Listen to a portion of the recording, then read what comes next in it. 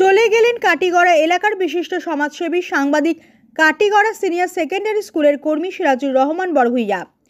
কাটিগড়া তৃতীয় খণ্ড চেরাগী বাজারের বাসিন্দা সিরাজুর রহমান বড়ভূইয়া মাত্র 54 বছর বয়সে নিজের কর্মস্থল কাটিগড়া সিনিয়র সেকেন্ডারি স্কুলেই হৃদরোগে আক্রান্ত হয়ে শুক্রবার বিকেল 3টায় শেষ নিঃশ্বাস ত্যাগ করেন।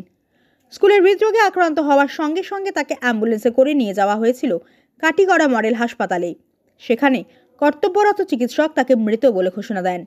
মৃত্যুকালে তিনি রেখে গিয়েছেন স্ত্রী, 2 কন্যা, 1 পুত্র সহ অসংখ্য গুণগ্রাহী। আগামীকাল শনিবার সকাল 10টায় প্রয়াতের পুরনো বাড়ি জগদীশপুর গ্রামে জানাজার নামাজ আদায় করে দাফন কার্য সম্পন্ন করা হবে বলে জানা গিয়েছে।